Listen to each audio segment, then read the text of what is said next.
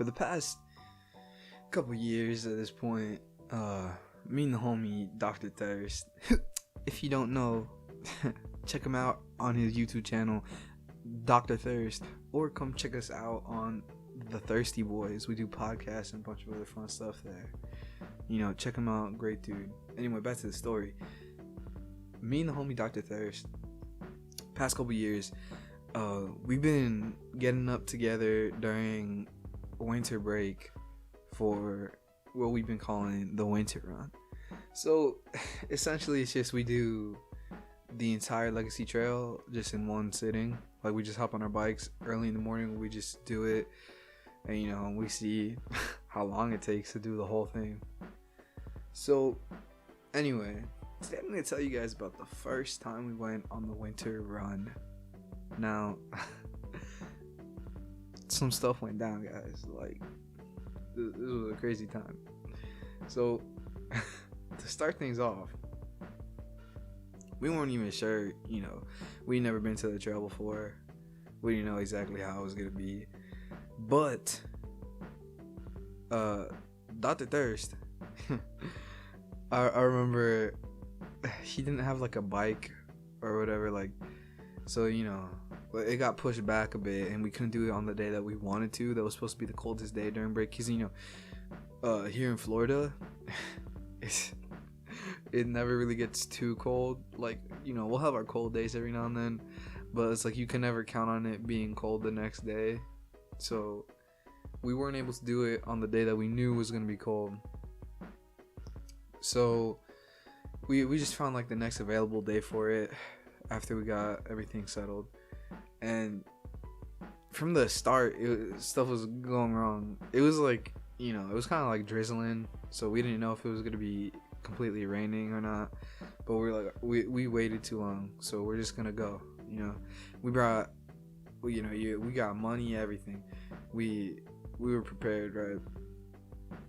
So my mom takes us, drops us off at the start of the Legacy Trail, which is different now. Like, the trail has been extended multiple times at this point, but back then we went to the start of it, and we kind of just started going straight because we hadn't been to it before. We didn't really ask for directions or whatever. We saw there was a map, so we're like, oh, we could just check on it every now and then. We start going, we cross the roads. We're biking for a while. We got music. There was nothing too bad in the beginning. It was just a peaceful ride, super quiet. It was basically just us. Every time, it's usually just us when you get into the long stretches of land that don't really have any entries. But like, besides that, there's some people where it's closer to the actual roads, but this trail goes into like stretches of it are just, I don't want to say the wilderness, but you know what I mean. Like, you can't go outside of it because there's like say there's like a lake to the side of you, and the next side there's like a freaking savanna or whatever. So we're pretty much in the wilderness, kind of. It's a peaceful ride, and we start getting closer to the city, kind of, you know what I mean. Like, we start hearing roads and cars, so we're like, okay, we're getting to our next place where we gotta cross the road. I wear glasses, but I don't wear them when I ride my bike. So I didn't bring them. So I need Dr. Thirst to be my eyes, because I saw something in the distance. I didn't know what it is. So I would always ask him, like, dude, is that a warehouse or whatever? Because that's what it looked like from a while away. We get closer to it. It's a bridge, biggest bridge I've seen that that's not meant for cars. It goes entirely over traffic, goes over the roads, multiple lanes, and it's high enough for like the trucks to go underneath it and not scrape the top. So it was a pretty big thing. So we try to go up it. Bro, I mean, we were prepared, because like, I'd be riding my bike everywhere, so I was kind of prepared for it, in the sense like I wasn't gonna tire out too quick. but we could not go up the bridge. Like, we were pedaling as hard as we could, but our bikes were going backwards. So we're like, screw it. We just grabbed onto our bikes and ran up the bridge. We stayed up there for a little bit looking down at the road. We're like, golly, it's a long way down. So we get on our bikes, go down. It's pretty, super fun. And again, it's just it's quiet for the rest of the time. And then we reach another stretch of road, and there's a bridge even bigger than the one before. And that's why we gave the bridges names. I'm sure they have actual names, but we call one Daredevil's Bridge. That was the first one, the smaller one. And then the tallest one there is Devil's Peak. I know it's a little corny, but it's just the names we gave them. Because there's 3 bridges, and the other one was like loser bridge or something. Because it was like, it barely even went up, like it was just over a little pond. So we're at the second one. We see in the distance a Dollar General. We go, we get our snacks. And we put them in a bag because we're like, okay, we're gonna take lunch when we get to Venice. So we keep biking. We get to Venice, and at the end of the trail, there's like a little rest stop. There's like bathrooms, benches, and stuff. So we shack up, eat our lunch there. We're chilling. I'm pretty sure we were watching like Badlands Chugs or something. We're watching like his biggest burp compilation, something like that. And just watching some goofy stuff. And we see a dude wearing like black clothes. He's got like a motorcycle outfit kind of. And I'm like, that's strange. He's on like this bike trail. And he starts getting close to us. We're like, what the? And I'm like, bro, be on your guard. And the dude he passes by us. We're like, what? Turn around, see where he was heading. And there was like a freaking river hidden by some trees. And there's a sign that literally says, do not go in because there's alligators. And the dude goes up to it and he stands there looking into it for a good amount of time. And we're just like, is he gonna go in? We're thinking about it. Dr. Tish is like, I don't want to see that. We're picturing it's gonna be like, some Animal Planet, Nile crocodiles jumping at gazelle type stuff. But the dude just, after staring at it for like 5 minutes, he just kneels and then takes a picture of the thing and then goes back. And we were just like, bruh. So we finish our lunch. We pack up our stuff, clean up, because we're not gonna leave garbage around. We take a last drink of water for a little bit, and we head to the end of the trail. Because again, we've never been on the show before, so we didn't know exactly how far it went.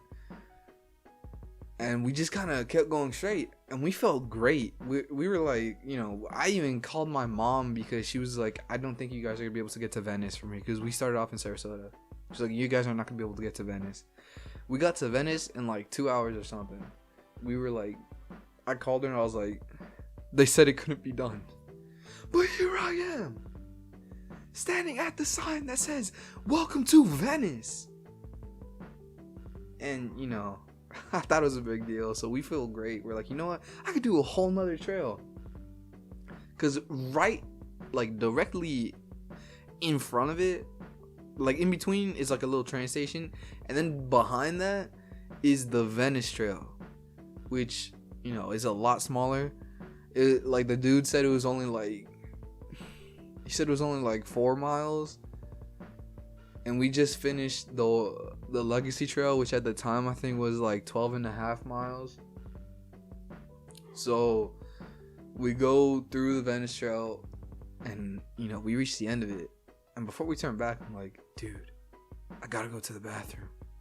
He's like, just like go in a bush or something.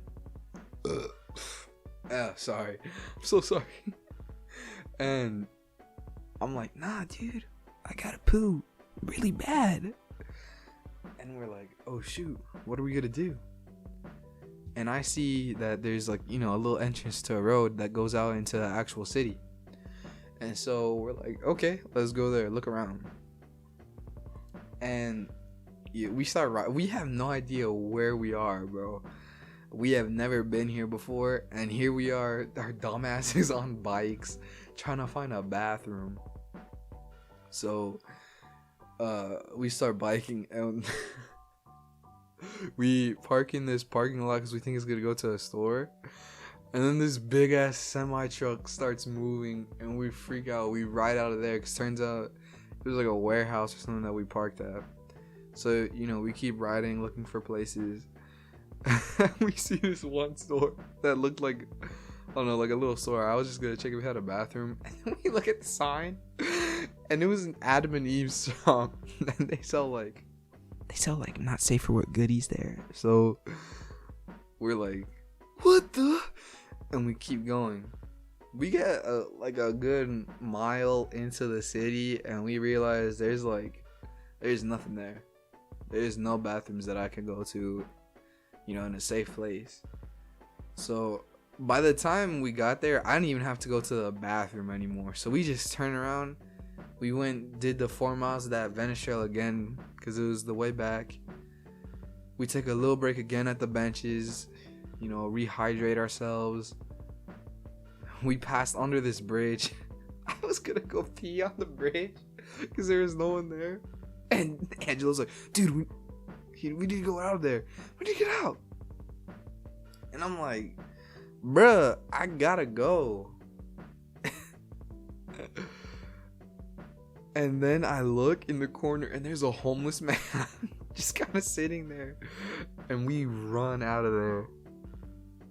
So we keep riding. We get out, hydrate ourselves, and we're back on the Liberty, not the Liberty Trail, on the trail, you know, the trail we were on before.